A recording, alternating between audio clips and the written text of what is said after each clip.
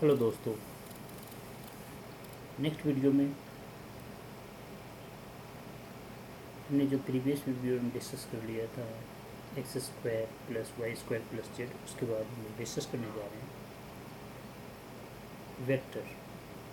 Vector क्या होता है? Vector are one dimensional array that can hold a numeric data, characteristics data और logical data.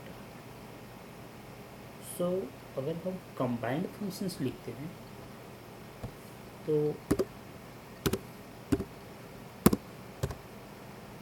अगर हम लोग कंबाइंड फंक्शंस की बात करते हैं तो कंबाइंड फंक्शंस में हम सी लिखेंगे, ये यूज किया जाता है। ठीक है, यहाँ पर देखिए वेक्टर फंक्शंस। और अगर हम वेक्टर हमने लिखा और यहाँ पे हमें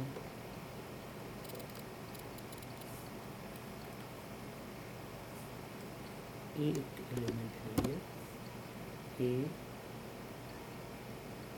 सिंबल है,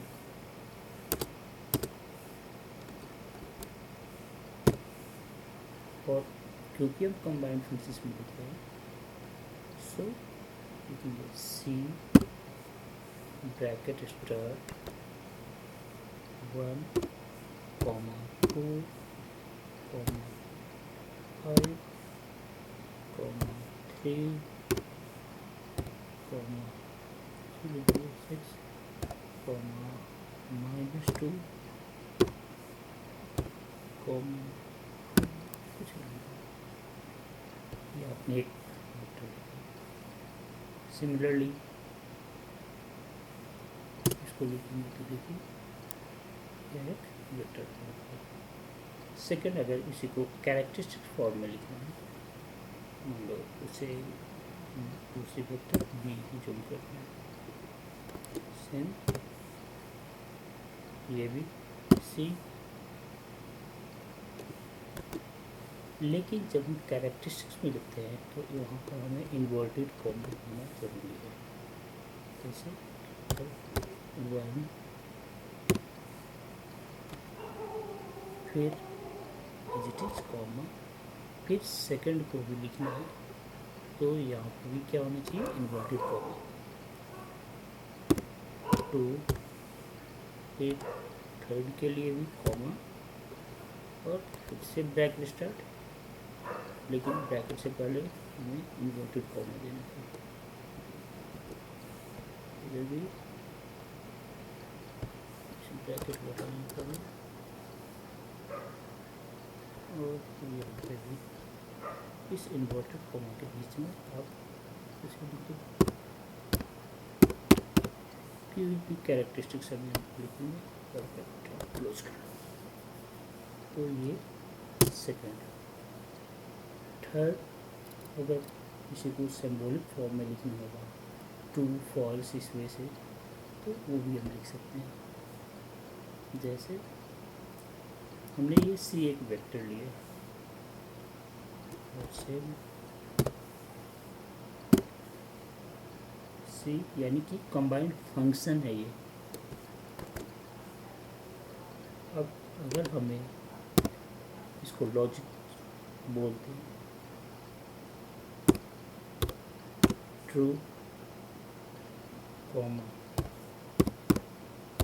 ट्रू कॉमा ट्रू कॉमा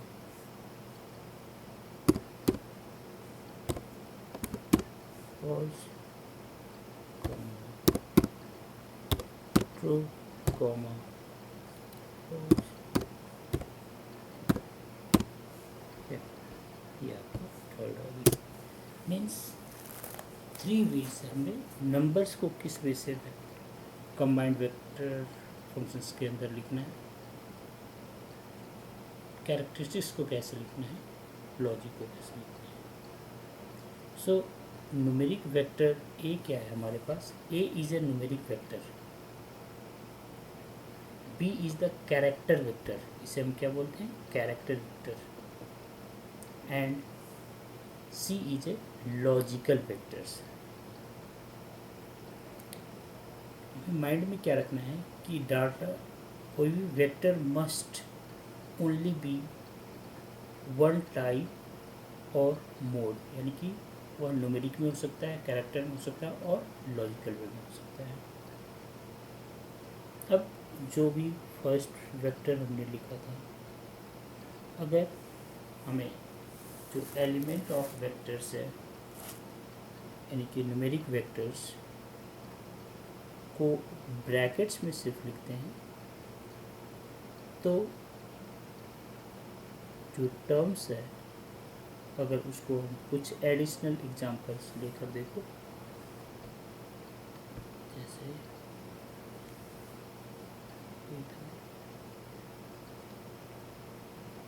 ये एक वेक्टर है और दूसरा मैंने यहाँ लिखा ए,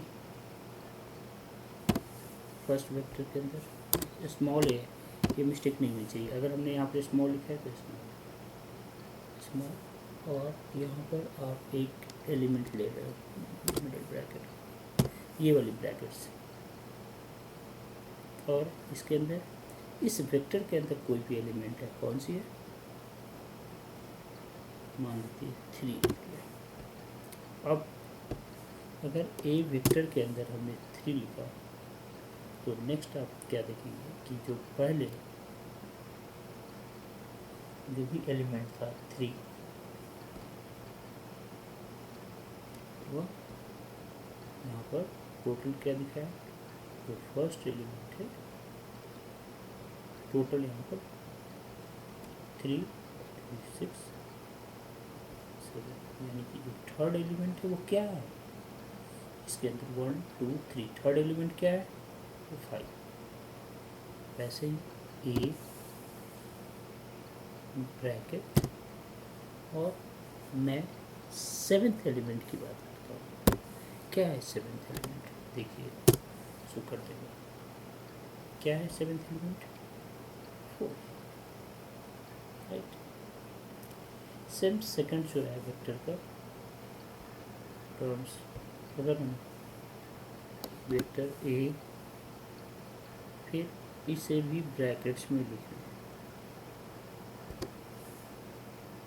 सी स्मॉल ब्रैकेट्स, और इसके अंदर जो एलिमेंट है 1, 3, 5। अब क्या चीज़ है, 1, 3, 5। इसका मीनिंग कि ग्रुप ऑफ द वेक्टर, यानी कि फर्स्ट, थर्ड और फिफ्थ पे क्या है, फर्स्ट पे 1 है, थर्ड पे क्या है 5, और फिफ्थ पे क्या है, फिफ्थ पे देखो 6 है, 6 है। क्लियर। सेम ऐसे ही अगर हम लिखते हैं ए और ब्रैकेट स्टार्ट 2 सेमीकोलन,